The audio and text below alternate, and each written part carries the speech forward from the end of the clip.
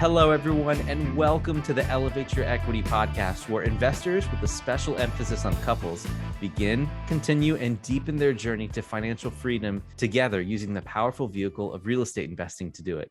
And today we've got a heavy hitter on the show, Mr. Jeremy Roll. Jeremy started investing in real estate and in businesses in 2002 and left the corporate world in 2007 to become a full-time passive cash flow investor. He's currently an investor in more than 60 opportunities across more than $1 billion worth of real estate and business assets. As founder and president of Roll Investment Group, Jeremy manages a group of over 1,500 investors who seek passive and managed cash flowing investments in real estate and in businesses. Jeremy's also the co-founder of For Investors by Investors, which is called Phoebe, a nonprofit organization that was launched in 2007 with the goal of facilitating networking and learning among real estate investors in a strict no sales pitch environment. Phoebe is now, of course, the largest group of public real estate investor meetings in California with over 30,000 members. And Jeremy himself has an MBA from the Wharton School, is a licensed California real estate broker for investing purposes only, and is an advisor for Realty Mogul, the largest real estate crowdfunding website in the United States. Jeremy also happens to welcome emails, which you can find in the show notes, to network with or to help other investors and to discuss real estate or business investments of any size. Jeremy, it is a pleasure to have you on. How are you today, sir? Doing well, thank you. Thank you for reading that very long bio. Sorry. No, it was good. I think it's important for us to understand and the listeners to understand all the experience and what you have done recently in these last almost 20 years, actually, since 2002. So why don't we start there, Jeremy? What gave you the spark to start looking into businesses and real estate? It seems like you've been in the corporate world for some time, and probably even there at the turn of the millennium, you were working in the corporate space. What gave you the spark to start looking in real estate and businesses on the side? Yeah, absolutely. So it was 2001, dot-com crash had happened, for those of you who remember that. And I was really sick and tired of the lack of predictability and the volatility in the stock market. The lack of predictability was the bigger thing for me, though, because I was doing what you would hope to do when you're in the corporate world, which is, save for your retirement long-term and have that long-term plan, frankly.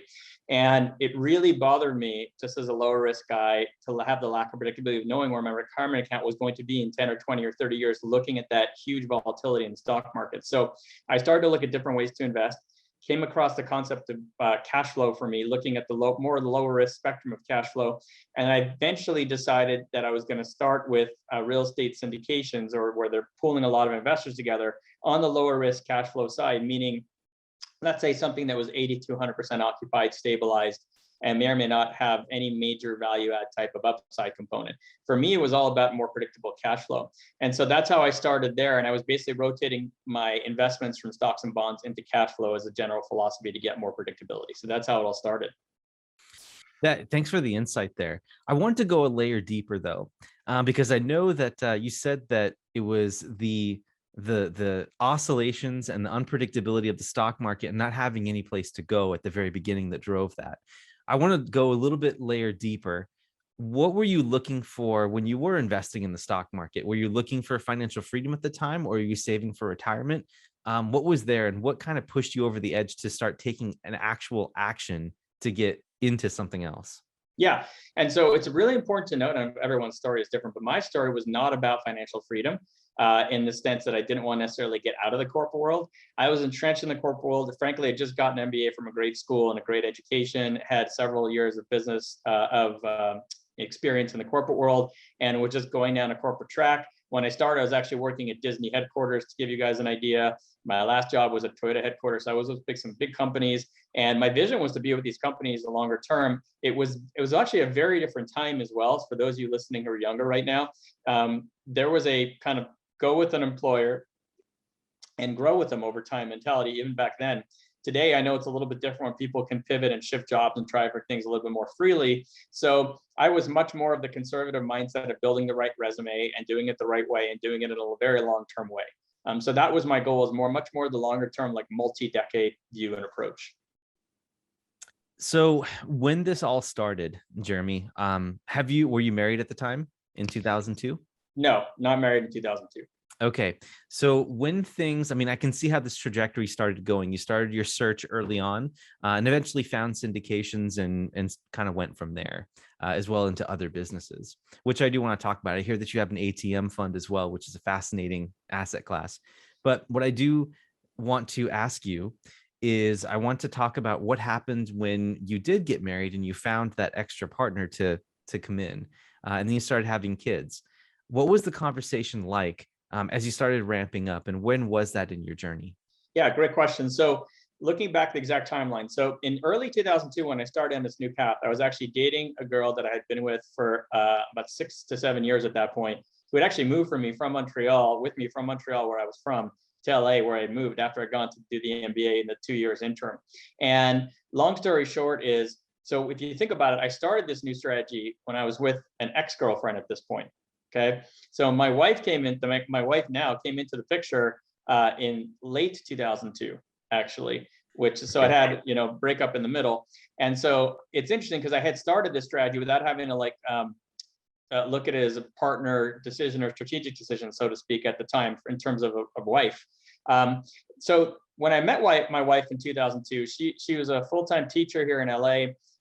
She was not very financial focused and didn't really pay too much attention to that side of things. And so it wasn't something that we had really discussed in depth, where I think it probably got a little more, I had to build up our understanding of it over the time. And to be honest, it's interesting when you consider this type of investing, because let's be honest, most people, even who do invest, don't invest like this, right? So they're in stocks and bonds. That's what they're marketed. That's what publicly much more easily available, et cetera. So, I couldn't have expected her to even know this type of investing, but I had to explain it to her over time. And I think, like most people, the concept of being in an office building or retail center or, an apartment building, whatever it is very foreign, right? You could drive by them, but the concept of owning a small piece of it across grouped with a lot of investors and how that works and everything else is complicated. So I kind of taught her over time. And, it's been an interesting journey because on the one hand, it's fair to say I had a lot of freedom in making those decisions myself. And I didn't have much pushback. It was a lot of trust, I guess. On the other hand, I got to tell you, even when I think about what I'm invested in today, and telling, even on this podcast, what I'm I'm just going to rattle off a list. Okay. I'm in mobile home parks, self-storage, RV parks, apartments, student housing apartments, office, retail, strip centers, retail, large office, industrial, single family lending to money flippers. I'm in ATMs, something similar to debt consolidation, oil and gas, 10 startups, and by the way, it's not a complete list, right? But my point is that, just even saying I've been investing in mobile home parks since 2009 or 10 just sounds almost foreign to me. I'm in a Bitcoin mining fund. I'm in half of these things sound like ATMs, right? That doesn't sound normal to most people, I would imagine, no. Right? And so now that we're talking about this, I even find it strange for me to tell other people, let alone my wife. And so, I mean, when I'm getting into something new and I have to tell her, she's not really thrown off anymore because there's been so many weird things in the middle that it's just she's beyond that, But you can only imagine that telling someone they're either dating or married to, you're looking to go into a mobile home park when they've never been to one and they don't understand it and they may have a preconceived notion about it, to get through, can be challenging. So it has been quite a journey over time, but I've been very lucky because my wife's been very trusting and probably honestly to a fault to an extent, and that's just how it's been for us. That's awesome. I think I can only picture myself or picture you sitting at the kitchen table with your wife and being like, oh, but there's these ATMs, there's mobile home parks, there's triple net, there's all this stuff, right? And I know it didn't happen that way, but I can just imagine how that would go over. Yeah, I just to give you a recent example. I mean, we literally just invested in a Bitcoin mining fund in the last couple of weeks, and it's actually even a hedge to me because I'm not very convinced as to where the price of Bitcoin is going. But I told my son, it's if I'm wrong, this is going to do well. And if I'm right, then we have a lot of other stuff that's going to perform well anyway. So it's diversification, right? But telling my wife, I remember just a few weeks, I got a new thing. She, it doesn't phase her anymore because she's not going to know what Bitcoin mining is. Most people are not going to know what Bitcoin mining is. And frankly, what's so fascinating about this topic is that when you bring a new concept to anybody, including me and anybody, it's human nature to have fear of the unknown. And so sometimes I even pass on stuff out of fear of the unknown where it sounds too risky to start, but had I really researched it properly, it may not have been as bad. So I'm sure a lot of listeners are listening to saying, this guy is a crazy risk taker, right? Already 5 minutes in, whereas I'm actually a really low risk guy, but just willing to investigate and really understand things very, very carefully before I make the leap. So it's interesting when you think about that a lot of people are very afraid of the unknown, and therefore, and I think probably dealing with that with their spouses, right? I can only imagine that if someone's having to bring an ATM fund to a spouse who's very skeptical about this type of investing, they're going to get a lot of pushback, as an example. That's awesome, Jeremy. So I wanted to ask from the spouse perspective, and especially with your wife not being here, what were some of her reactions early on? Yeah, to be honest, because you think about when it first started, we weren't married. It wasn't like joint finances, so to speak. So back then, I wasn't nearly as diversified. Okay, I started investing in mobile home markets 2009 and 10, in self storage 2013, I think it was. Apartments were in the 2000s, office was in the 2000s, retail was in the 2000s, and industrial was in the 2000s. But it's interesting because it just so happens that apartments, retail strip center, office building, and industrial, I think a lot of people can relate to a little more easily than necessarily a storage unit or a mobile home park or an RV park, right? Or an ATM machine or Bitcoin mining. So it happened to be that when we were joining everything, it would have been easier for me to explain and get over the hurdle of a pushback. But she knew me well enough. The key is that she knows me really well to know that I'm a very low risk guy. And so she took a very big leap of trust in assuming that if we're investing in something that's highly occupied, and I've said I've gone through it, that it's not going to be high risk. And the truth is that's dangerous to an extent, right? Because that's why I was saying almost like to a fault to an extent, because I could see how somebody who's married to somebody else and trusting them and end up trusting the wrong person, maybe it wasn't quite as low risk as you thought, or maybe you should have taken the time to look at it yourself as the partner. So it's a tough equation. It's obviously going to depend on personalities. And then as you're ramping up and you're having all of these various successes, what was family like at home? And yeah. So what's interesting is that so we had a very interesting occurrence actually. So in 2007, the summer, I'm expecting an economic downturn at some point, honestly. And my wife is pregnant, and she has now she hasn't given notice, but the plan is once she takes her medical leave or whatever from work, she's going to eventually leave and not go back to teaching after the fall. I left my job in June of 2007 in the corporate world. That's when I left the corporate world. So we had a baby on the way. I left. We were losing 2 salaries, not one. I was expecting an economic downturn. And yet I really wasn't that concerned. And the reason is because of the passive cash flow. So what I had done is I waited until I got to a point where I was like 2 times cash flow coverage to cost of living to my own comfort level, so that if half the cash flow streams turned off because of an economic downturn, we'd still be fine, right? And then theoretically, even if more than half turned off, you could probably figure things out. And I also gave myself 2 years of runway. So during this 2000 decade, we went through quite a lot of transition, but it was done in a very conservative way, and in a measured way. And it was obviously very thought through, as you could tell. But so it was interesting. Now, at the same time, once you're both out of the corporate world and you're both at home, now you're both transitioning to being in a job every day, to both being at home with each other every day, right? And frankly, each of us in our own way is transitioning to not being around other people all day, right? And we have a new baby. So there was like a ton of stuff going on at the same time, essentially, is my long answer. Yeah. So you guys just did the best that you can to make it work, it sounds like. But what I wanted to ask you, though, is going back to those conversations with your significant other and your spouse at that point in time. The way I see it, and usually what we see with a lot of our guests, there's typically 3 phases, right, of getting your spouse on board. The first one is that there's a shutdown phase, or there's like complete resistance that's faced, right?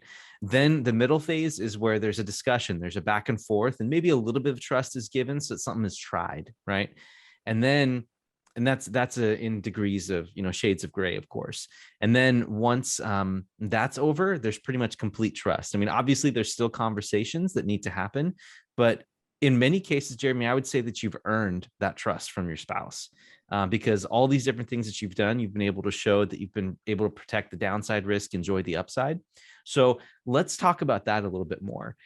In those discussions where it was in phase 2, so to speak, right, where you were starting to get some traction, what type of things were you talking about with your spouse in order to make it happen? Were you talking numbers? Were you talking ideas, vision, a combination of those? What was going on during those discussions there? Yeah, that's a great question. So I would say the critical time for us was in that 02 to 07 time, for when we started until we actually left the corporate world together. And what was going on is I was keeping her posted on my projections based on the sponsor's projections of what the cash flow is going to look like as we continue to rotate everything over.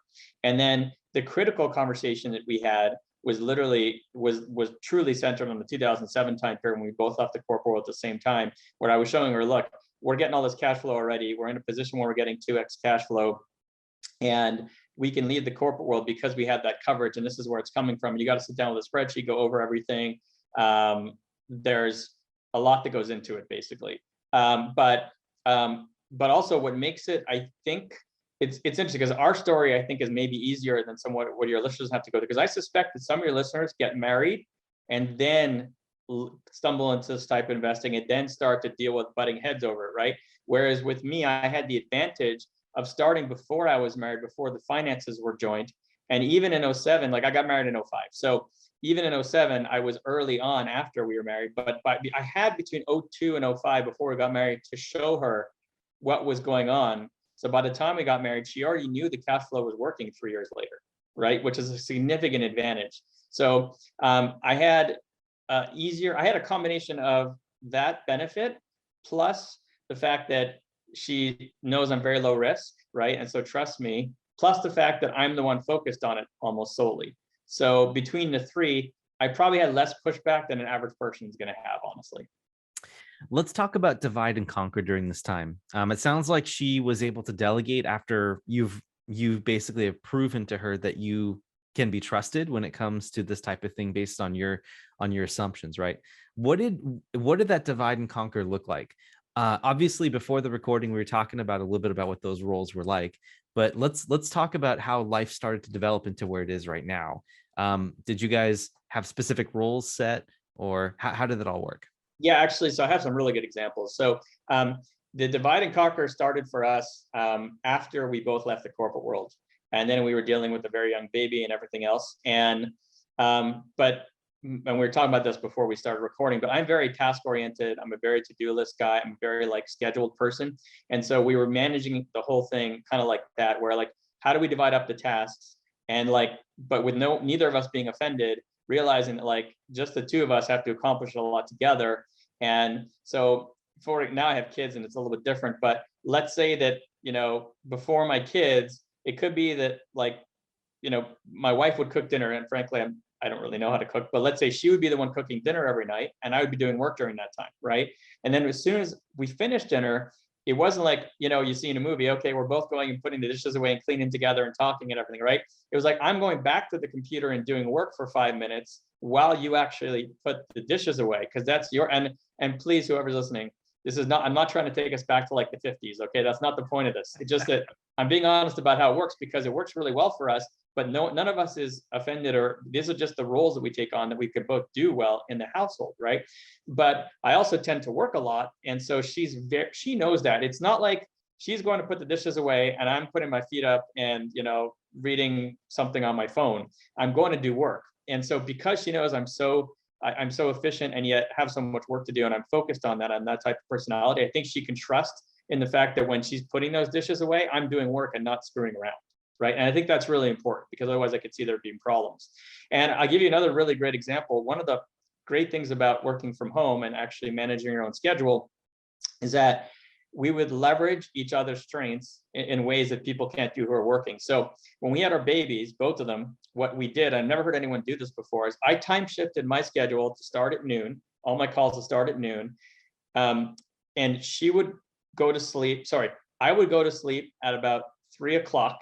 Okay. She would go to sleep at about 9 p.m. I'd go to sleep at 3 a.m. because I was a night guy. I do a lot of work until 3 a.m. She'd be sleeping. And if the baby woke up, I'd deal with the baby. I was awake. As soon as I went to sleep at 3, if the baby woke up at 3:05, she would be waking up and dealing with the baby, because she'd have a job to go to, thankfully, so she can kind of deal with a different schedule. I would sleep from 3 to 8, get an hour to get going and do my calls at 12. And then this way, we both actually got 8 hours of sleep, right? And managed the baby and managed the work schedules, because we time shifted my schedule basically, right? Because we had the freedom to do that. But I think a lot of people aren't thinking out of the box to do that. I've never heard anyone else do that. I've recommended to a lot of my friends who are going through this, but I've never heard anyone tell me they're planning on doing that, right? And it worked incredibly well for us. And again, you can think, oh, how insensitive. You just went to sleep 5 minutes ago. You're making her wake up at 3:05. But no, it's like we're doing all these in a very structured and scheduled way so that we're both getting some like fairness or proper like breakup of everything, of the tasks and stuff, right? So we think a lot of these things through, and it definitely, just cascades into almost everything we do just to maximize efficiency, just because that's the way my head works. So yeah, thanks, Jeremy. I was just about to mention that it sounds like you two had both had this discussion about what's efficient and what works for the family.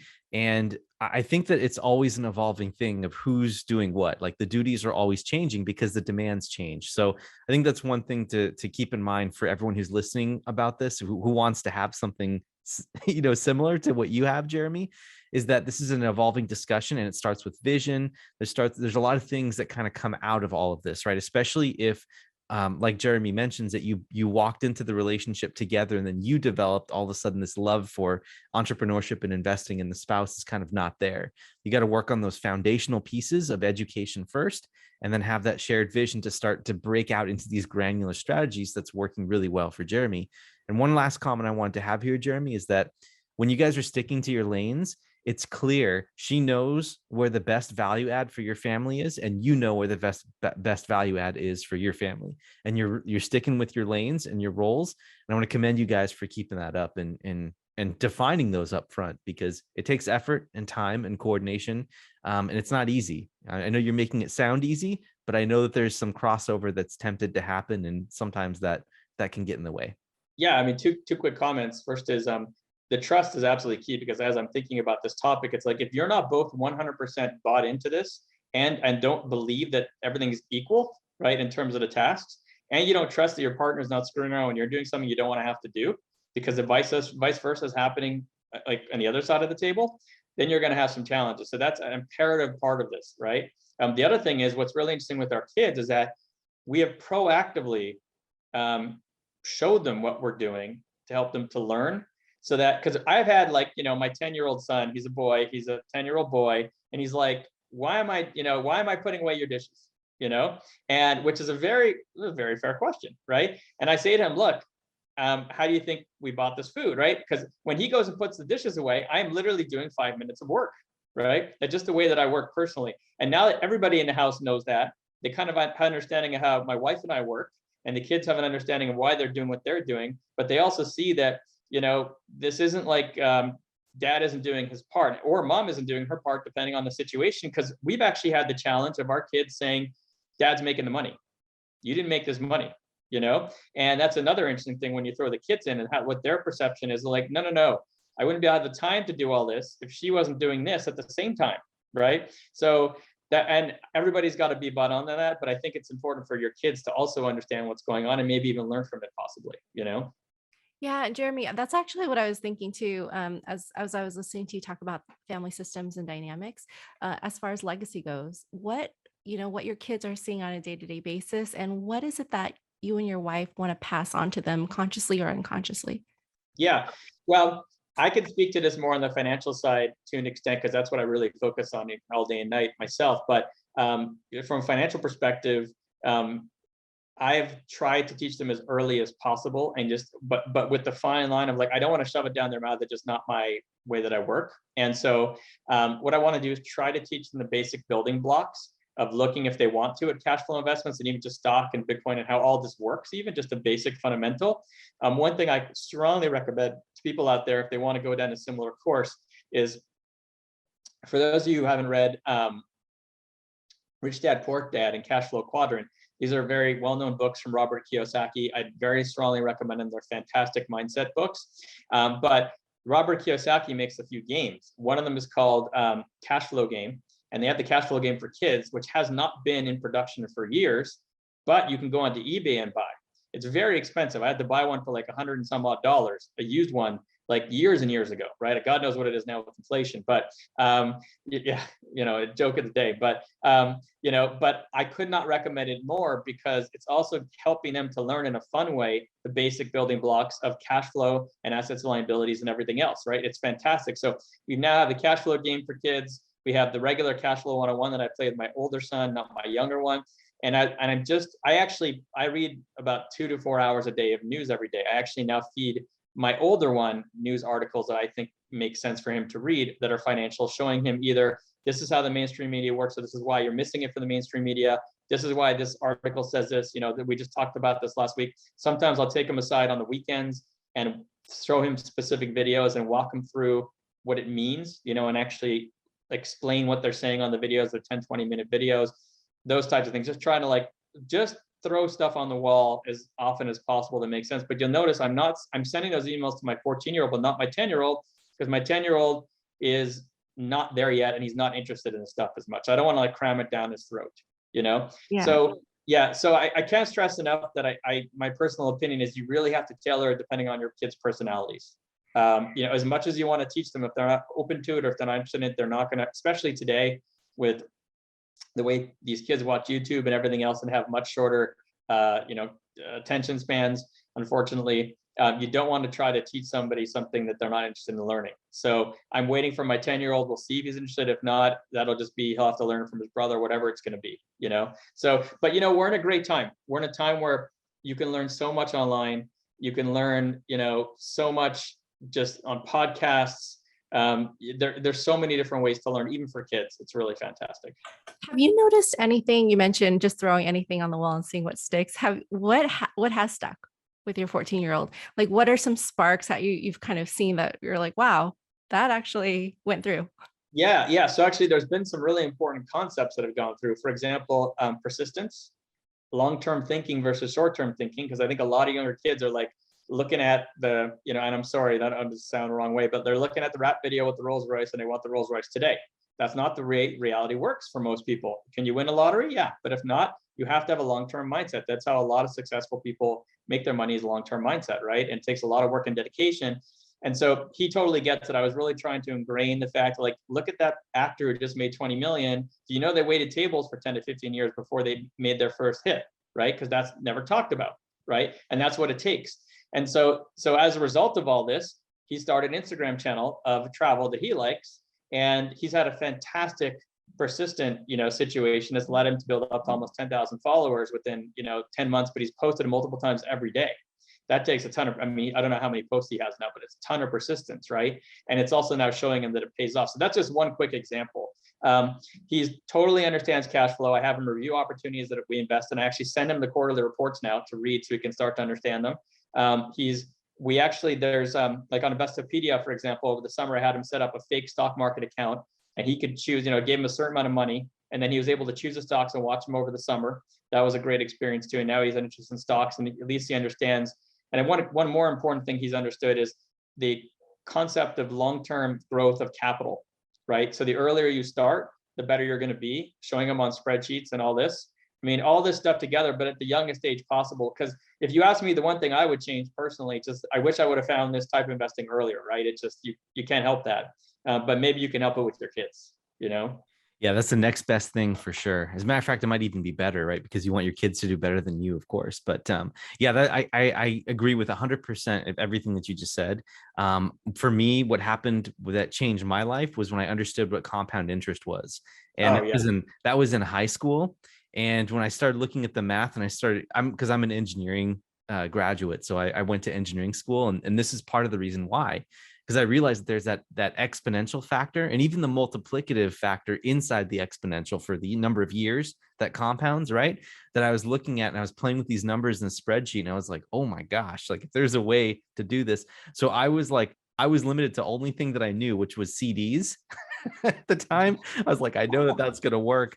And so I ended up playing with those a little bit, but then eventually in college, I got really, really passionate about this. And anyway, I digress, but I want to ask you something else about your superpowers, right? Obviously, you're a very analytical person. You don't like to take risks unnecessarily, I guess. And so what I wanted to ask you next is, what superpower do you have, and how have you been leveraging that as well? I think that what comes to mind immediately is a combination of patience, persistence, and working really hard.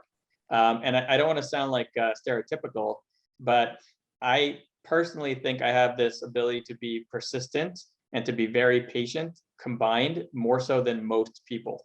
And so, and people tell me this, so as a feedback, so that's why I'm saying that. And so I think it could be a huge, huge asset, even on the investing side. Here's a great example.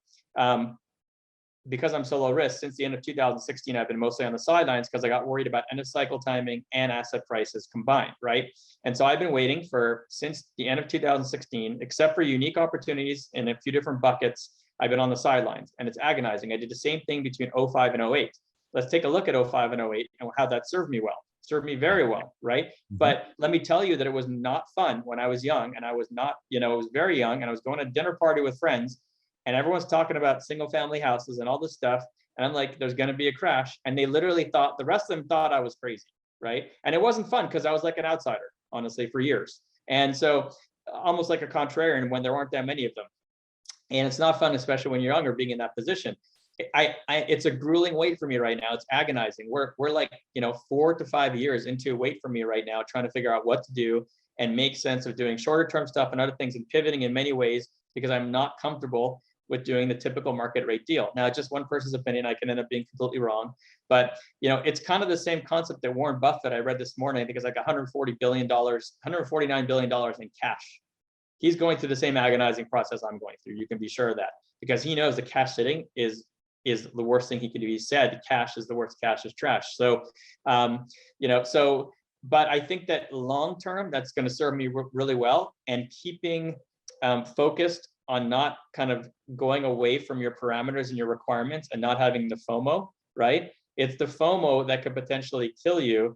And I just happen to have the right personality to not fall to that for the most part. So all those things together are helpful. And the timing is specifically important as we're talking about this right now, because I'm waiting right now, now that the stimulus is done and evictions are taking place, the eviction moratoriums are lifted, and the economy is slowing. All this together, are we finally going to have an end of cycle reset? Is something going to happen? Because cycles still exist, most likely. So I'm just being really patient. I think it's going to pay off at some point in the future, but it's an agonizing multi-year wait that I just have to have the personality to be able to get through. So. Yeah, that's great perspective. I think that taking this type of discipline it is very difficult. I can only picture myself, or picture what you were like in 2008 when the crash actually did hit, and you saw this and you're like, oh my gosh, what is? I mean, it's like, you got to feel bad, right, for lots of people that are getting wiped out. But at the same time, this is a place where economic conditions line up for you to be able to maximize your returns, and also be able to help some people out that really do need the support, right? And need the cash, need that type of backing for an investment that's worthy. Yeah, it obviously was awful what happened in 2008. And it is what it is. Like, I'm going to tell you right now, there's a lot of people who are margined out on their stock account trading crypto, right? And we have literally, in some cases, record high ratios on the stock market back to 1999, 1929 .com type era stuff, 1929 era stuff. And I hate to say it, but statistically speaking, the probability is that those people are also going to get wiped out, right, at some point. And it sucks because there are some people making millions of dollars on these YouTube channels and everything else, and these other people are watching them and getting in sometimes at the wrong time and losing a lot of money and all this stuff. And we're in the middle of it right now. It's very reminiscent of the .com era back then. A ton of liquidity, and eventually, unfortunately, I tell people the same thing. It's very easy to get lost in what's going on and think it's just going to keep going up. But then I asked a very fundamental question of, do you believe cycles are finished? They're gone, never coming back?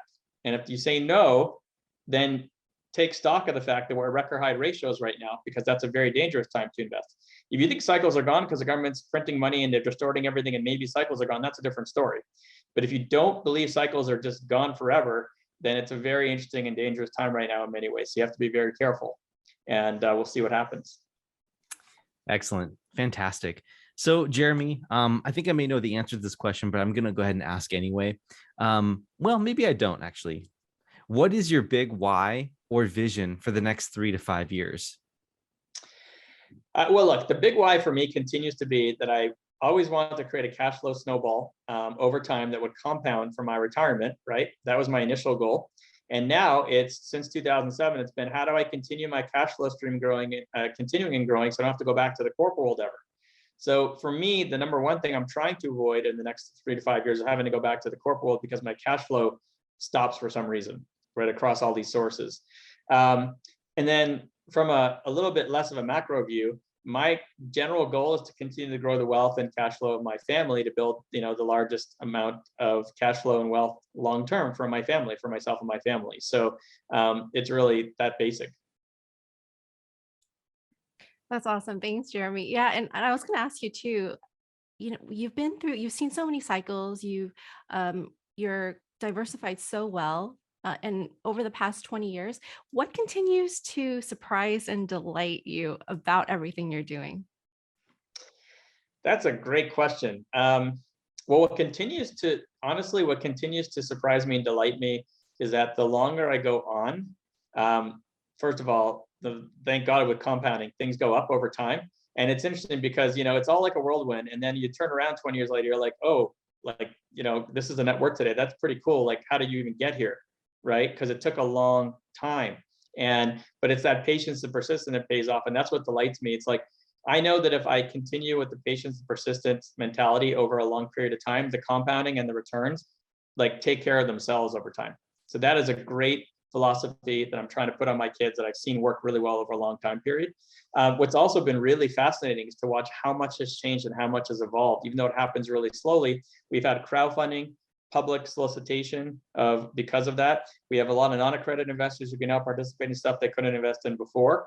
We have a lot more liquidity than we had before. And we also have cash flow that's much lower than it was before. That's probably the one biggest challenge I have is, cash flow is a lot lower than it was to cover the cost of living, right? With whatever amount of money you're going to invest. But it's been very cool watching things, and I'm looking forward to watching to see how it continues to evolve for sure. Nice. And I was going to say too, with things evolving so quickly, and I know you mentioned again highlighting the long-term perspective. Things change so quickly, and for listeners listening to today's podcast, how important is it, and how important is it to be able to adapt quickly? And how do you, for people who may say they have that story that they can't adapt that quickly, what advice would you give to them? Yeah. So what's interesting about the way that I invest, and everyone, there's 1,000 ways to invest, and none of them are wrong, but I tend to think long term. So when I invest, I'm normally looking for like a 10-year fixed rate loan on some larger property that's well diversified, that is stabilized, that's going to provide cash flow that's hopefully predictable and consistent to an extent for 10 years. Okay. So the hard part for me is to figure out in 10 years from now, within the next 10 years from now, what technologies or societal changes are going to come up that are going to disrupt the cash flow or disrupt the value of that asset when we go sell it. And that's very difficult. So one of the things I tend to do is try to stay on top of trends. So, give you some ideas. Metaverse, self-driving cars, flying drones, and all the rest of it. These continue to be things that are evolving. And at some point, they're probably going to be part of society. But how is that going to change or impact what I'm investing in, right? And how does that change my focus of what I should be investing in? The easiest example that I can give everybody that's a little easier to get your arms around is it's been very obvious for a very long time, just numbers and statistically, that the US population is aging, and that's going to accelerate as of 2023 at true older age where you would need senior living. So we already knew 10 years ago, demographically from the numbers, that senior living was going to get into a higher demand space between 23 and beyond.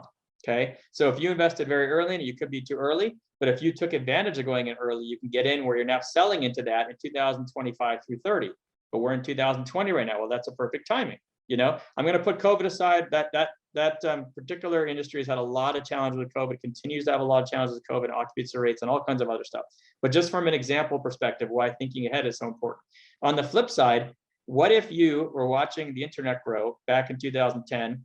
And what if you realize that what's going to happen here for Best Buys of the world and for all these other places are going to, do I want to go into that retail strip center in 2015 with the Best Buy, or 2010 with the Best Buy? Am I going to be able to sell it with the Best Buy in it in 2020? It's hindsight, but I'm just making a point. It's very important to keep on top. So I think that, I guess my long answer to the question is, I can't really pivot very quickly, because once I go into a deal, I'm locked into it. It's illiquid for a very long period of time. So the best I can do is think as far ahead as possible to try to avoid the landlines proactively. And I can't be really reactive necessarily. I can pivot when I'm investing in, but I can't be that reactive in the type of investment I'm doing. So, Jeremy, great answer. What do your investors say to that type of strategy when they keep bringing things to you? They're like, hey, look at this thing, or what's like, why can't we invest in stuff now? Everyone's making a killing around us. What do you say to people like that? I mean, do you give them this type of explanation again, or how do you explain that? Yeah, look, when I'm an investor, I hear from other investors who are looking at deals, and all I can say to them is, like, I'm not, like, I get a lot of things sent to me all the time, honestly. And that people want me to look at it and give them feedback. And the first thing I'll say is, look, just because I'm so busy, unless I'm going to dig into it because I'm going to seriously consider, I don't have time to like go and underwrite everything and give you consulting feedback on this. But what I'll do is I'll say, I'm passing on this because of X, Y, and Z. This isn't a fit for me, right? Because I think that's going to at least help them, just to make sure that they're not missing that piece. But my standard answer today is, like, someone sent me a 2.9 cap apartment acquisition, Class B in Arizona the other day, and real deal. And I said, I can't look at this. The cap rate's way too low for me. Like, I can't even do a 4 cap or 3.5, 4, whatever it is. I just can't do it there. And it's so, like I said before, if you're holding to your black and white parameters and your line, you're not going to get caught up in the FOMO. But it's critical that you set these parameters and don't get caught up in the FOMO, or that's how you do get caught up in the FOMO, right? So it's really easy for me to just reply back and say, this deal is the wrong deal for me right now. The cap rate's wrong. I'm going to give you another really good example a lot of people don't think about. I had this discussion with somebody a couple of days ago. I tell people I do most of my value add investing in the first half of a cycle and not at the end of a cycle. But what's fascinating is that you're going to find the least number of cash flowing deals and the most amount of value add deals at the end of a cycle and not at the beginning of the cycle, which is the opposite. And the reason is because at the end of a cycle, things are so expensive at these 2.9 caps that the sponsor cannot buy that as a stabilized 100% cash flowing occupied property without any value add, or they're not going to find investors. So they're doing what conforms to what they can market to investors. But I'm concerned that, if I invest in a value add apartment building in 2012, I've got a much longer runway before the plane has to take off to course correct or get the speed right or stop. Right. Whereas I don't know how much runway is left at the moment, like we just talked about. We're at these record, ratios and all these other things. So if you hold to these very strict parameters for yourself and just look at everything much higher level instead of getting FOMO'd into the low level, what's going on in yesterday's crypto trade, then it's a lot easier to be able to reply back to investors and say, this is why I'm not doing it. But it really takes all that, Yeah. And it takes the mindset behind making these decisions that you have to explain to investors, right? Like, you have to get into this every time, I'm sure. You're like, look at, it's always this last minute decisions. It's the fear of missing out that makes you overlook logic, right? Yeah, although to be fair, there's two different types of investors I find, and I'm one of them, which is either you got someone who wants to have every dollar of cash working for them all the time, because they don't want to have cash sitting in an account and they're just trying to figure out, they'll call you up saying, I have to put money to work now. Where's it going to go? Right? It's not what makes sense now. It's like, where does this money have to go the best way possible, whether or not the part of the cycle makes sense or not. Then there's me, who's like, I'd rather invest at the right timing. And frankly, I think that the former people are going to do better than me long term. Like, statistically, they're probably going to have a higher return. But I'm just going to sleep better because it's just lower risk, right? So different personalities, and whoever you are, you've got to do whatever is best for your personality. So it's not necessarily fair to say that people shouldn't be investing at these cap rates or not. Maybe they're in the personality where they want to put all the money to work. Then the question becomes, okay, well, all of these deals that are out there right now, which is the best one for me, right? So it's a different philosophy, just to be fair to everybody. Yeah, great answer. So I wish that we had more time to talk about all this, because, man, I could sit here for hours and talk to you about all this, but I want to distill all of my curiosity into one last question before we head into our rapid round. And so this is going to be gratuitous for us, but we earn that right as podcast hosts. So I've been doing a lot of obviously I'm in real estate syndication, so I do lots of value add in Midwestern states where there's high cap rates and ability to afford debt over the long term, right? And that's my approach in conservatism, right, with the assets that I select. Now, what I am curious about is tokenization of real estate and cryptocurrency as a whole. This is something that I've been wrestling with for a really long time, and I'd really love to be able to personally ask you and have our audience listen in as well on what you're seeing. I'm not asking for predictions, but I'd like your opinion on what you're seeing right now and what you think may be happening in the space as we sit now. Yeah. I'll try to make this short, but I have a long opinion on it. So Okay. I've actually spent a lot of time researching this in the last year, and more so in the last 3 to 6 months. First thing I'm seeing is that investors, when they hear tokenization, they think crypto, which is actually a word that you mentioned, but to me, it's not the same. I want to, for anyone who's thinking about this out there, I equate tokenization to digitization of shares, meaning they're becoming online, and that's the beginning and end of it. You do not have to do this with Bitcoin. It does not have to be done with Ethereum. You don't have to use some weird cryptocurrency. This can be done in US dollars. It's about how do you digitize your shares so you can trade them online, okay? So whoever is worried about when they hear tokenization, oh, I'm scared, because again, it's a fear of the unknown we talk about, right? I'm scared, it's got to be crypto. I've heard blockchain is crypto and all this. Not necessarily, right? And so I think that in most cases, tokenization is going to happen in US dollars. All right, that's just one thing that I'm seeing, an opinion. Another thing I'm seeing is that I'm frustrated because the technology is out there. It's happening in very small amounts today. And I'm frustrated by two things. One is that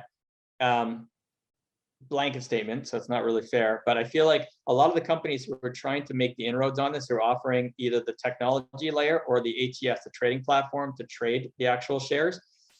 They're overcomplicating the sales process, and they're focusing on the technology because they're technologists, as opposed to, here's the best way I can put it.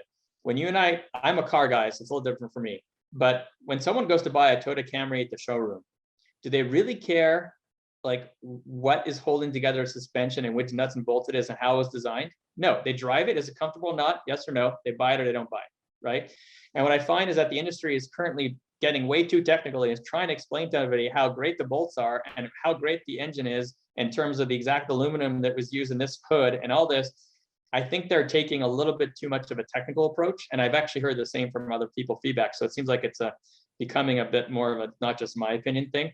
And I'm hoping that they get it more refined so that they're dumbing it down for what the sponsors and the investors really care about, so that they're not missing out on the opportunity to actually get some clients in tokenization. But I'm also very frustrated because as a result, the adoption of tokenization is happening more slowly than I think a lot of people would have thought, and that I personally would have liked. I could tell you that similar to the way I'm an advisor for Realty Mogul, I'm trying to become an advisor for a trading platform to help accelerate the adoption of tokenization. I'm actually having conversations even this week with some of them, trying to figure out who I should spend time on to help, that I think might be one of the front runners to help bring this to the whole non-institutional community. But I'm getting frustrated in some of those discussions, to be honest, because they're very technical. They're also almost too early. And one last thing I'll say is that I am very concerned that the costs associated with this may be too cumbersome for non-institutional space. And until those get sorted, I don't know how much an inroads is going to make. And that's probably, of all the things, are the most frustrating to me, that I've concluded that as much as I want this to happen, I'm not sure if the sponsors are going to adopt this. I literally, just before the last call I had before this podcast was with the sponsor asking him that question. And he already understands tokenization. And he validated that he wouldn't be doing it under the X, Y, and Z cost load currently associated with it. So I fully believe in 5 to 10 years, we will be investing as investors in 2 buckets. One is tokenized liquid and one is illiquid. One will have high returns and low returns because of liquidity option. I'm hoping to have both buckets. I want to have the liquidity and I want to help bring it to the community and accelerate the adoption. But I'm a little frustrated with what I'm seeing at the moment, but that's still to be determined. Yeah, Jeremy. So for our listeners who are just hearing about tokenization and, and all of this for the very first time, can you state what would be the equivalent to those comfortable seats that easy to drive? Like, what should people really care about other, when they don't understand the technical, or they don't really need to? Yeah. So, like when you go trade a share on the NASDAQ, do you care what technology was used to actually execute that share? Do you care which 5 ways it was routed through the server? No. All you care about is that you can count on the fact that when you put it up as a bid or an ask, that the transaction is actually going to happen fairly, right? And that there's a liquid market for it, and there's other people on the other side of the coin who are interested in being there as well. So there's a lot of liquidity. And so the industry can bring the marketing down to the simplest form to the sponsors, like, we have a lot of security. If you want to hear about it, you can, but we're going to provide you a platform that is easy for people to use, right? That is meant for end investors to use, that we were hoping to build up volume on over time that will help you to provide liquidity for your investors. And here's what it's going to cost. Here are the benefits, right? And that's pretty much it. And I've seen a lot of presentations, even conferences of some of these platforms where they're focused on all the technical issues. There's token, that token, this security, that, and I'm not saying it's not important, but it's because they've thought of it themselves. Like, this is the advantage we have, right? It's almost like I'm talking to the manufacturer of the seat instead of the person who made the car. Yeah, absolutely. Yep. Yeah, we attended the blockchain real estate conference, and I think it was exactly what you said. Yeah, definitely. It was all focused on the technology, not much substance behind what is actually being done to help serve the outside world. And the other thing I that we could save for a whole nother time is regulation too. That's obviously going to be a big piece to this, because if what happens to the active syndications that are out there right now, and you tokenize their amounts, or can you form one straight from the get-go?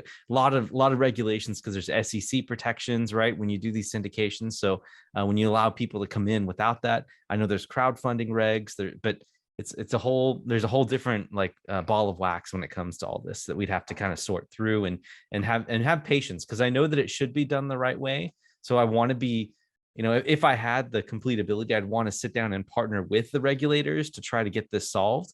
It's just that I know that this stuff takes time, and it takes time for adoption and everything. So that's just the way it is. Yep. But I do think it'll eventually happen, and I am going to try to help accelerate it for everybody, including myself. I'd love to have some liquidity. And actually, for the little research I've done so far, I actually don't think that the regulations are going to be as big a deal as people think, only because I think if you're doing it under a 506B or C type of structure already, that where everybody's used to, you're just adding some additional disclosures into documents. You're adding, this underlying technology that allows you to digitize the shares. And then you're basically giving the optionality of an investor to go put their shares on the exchange, but it's completely optional. So, most people are frankly probably going to invest in the deal, hold out 10 years, just like they do right now, right? Just the optionality, I think, is going to be fantastic, and it's going to create really interesting opportunities for investors to go on and buy shares of opportunities that already exist as well. It's going to be very dynamic, but I think it's going to be a while. Yeah, but imagine also the education upside for people who don't have access to this type of thing, right? Like that's what's going to be really exciting for me, at least, to be able to teach people and give access to U.S. real estate, or even worldwide real estate, to anyone in the world. It'd be really great. Anyway, Jeremy, I think this is a great stopping point here, but we do want to make sure that we finish up with our rapid round. It's 5 questions that we ask every one of our guests. And so they're meant to be answered as quickly as possible, but also, if you have an explanation too, that's okay as well. We always welcome that. So we'll alternate, and I'll let Sophie read the first question. All right. So the first question is, what book has had the biggest impact on you, and why? And we ask that it be outside of Rich Dad, Poor Dad and the Bible. Okay. Thank God it's not one of those. I'll just, because I know those are easy answers, but the cash flow quadrant, after Rich Dad, Poor Dad, if you have not read cash flow quadrant, read cash flow quadrant. It's not talked about nearly as much. Read them in that order. I'd recommend Rich Dad, Poor Dad first, and then cash flow quadrant. It's written by Robert Kiyosaki. Yeah, definitely. I think that cash flow quadrant is like the part 2 to Rich Dad, Poor Dad. Yes. And it's very much like Rich Dad, Poor Dad is the visionary piece of it, like the mindset. And then the second half is this cash flow quadrant, which is very practical and very useful. Yes. Definitely one of my favorites. Good suggestion there. All right, number 2, if people wanted to emulate your success, what is the first actionable thing that they could do to follow in your footsteps? Learn. That's short, isn't it? Learn everything. Learn everything, or anything that you want to target. I would say start off by learning one asset class first. Choose the one that you can relate to best. Most people can relate to apartments the best. They've lived in an apartment, they understand how it works. I would recommend choose the asset class you can relate to best, whatever's best for you, and then learn as much as possible before you jump in, so you end up being as close to 100% comfortable as possible before diving in. Excellent. Awesome. Okay, Jeremy, what small thing do most people not know about you? I'll just say that I'm Canadian. Well, I'm dual citizen, actually. So I'm US. I'm from Canada, and I'm dual. I've lived half my life in the US and half my life in Canada, almost exactly. Oh, nice. Cool. Like that. Very nice. All right. Number 4. How do you like to unwind and restore your own creative juices? I'm a big car guy, and I love going for a drive. I have a convertible. LA is really good for that type of weather. Driving at night when the roads aren't as busy, that's nice. Yeah, that cool, dry desert California, Southern California air. I miss it. That's great. And what is your favorite family vacation spot? I have more than one. I'm going to go with, I love Aruba because I have a lot of history there going with my family when I was younger. I would say that with my current, kids and wife, really, we love Mexico, different parts of it. Cabo is really great, easiest for us to get to. I just love going out to Mexico. The people there are so nice and friendly. Just no matter where you go there. So yeah. Excellent. Well, very cool, Jeremy. Well, thank you so much for coming on the show. It's been an absolute pleasure to listen to all of your valuable advice and just long-term perspective. It really is admirable what you built for yourself. So congratulations. And I know that you'll say it's just a system and everything, but still want to recognize you a little bit. No, I appreciate it. But the irony is, and what I was going to say is that it really, anyone could do it, but just a question of focus and time, right? Yep. The only advantage I have over someone else who hasn't started yet is that I've had 20 years. It's going to be 20 years in February. Right. So it's an unfair advantage, but I started off at 0 as well, right? So I'm a huge advocate where if you have patience and persistence and focus on this, like anything else in life, you can get it done. So that's a very big takeaway I have for everybody. Excellent. Thank you very much, Jeremy. So before we end the show, I want to give you an open platform as well to tell the listeners how they can find out more about you in general or your investment group, anything. You've got the floor right now. Yeah, absolutely. No, I appreciate it. And look, if I can help anybody in any way, happy to do so.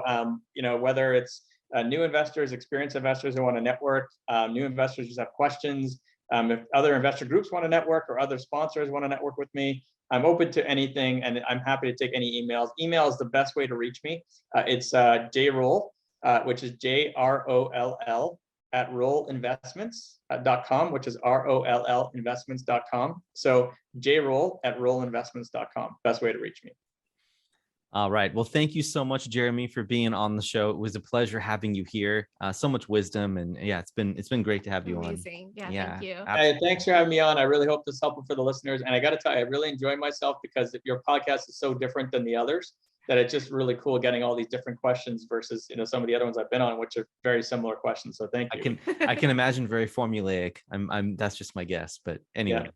So for all you listeners out there, thank you as well for listening to the entire podcast all the way to the end of this nearly hour-long episode. We really appreciate you. And if you want to listen to more of this, please like, comment, subscribe, wherever you're listening or watching this. If you're watching it on YouTube, we want to hear from you. And we also want to make sure that we get some more comments and activity so that we can appease those algorithm gods and get exposure to more and more individuals so that we can give this incredible content that Jeremy is able to present to more people out there easily. So that being said, I think that's all that I have. Do you have anything else? No, it's been great. All right, cool. Well, Jeremy, thanks again for coming on the show. We've had a blast. Yeah, thanks for having me. Really appreciate it. All right. This is Derek. And this is Sophie. We are signing off for the day. Thanks, everyone. Take care.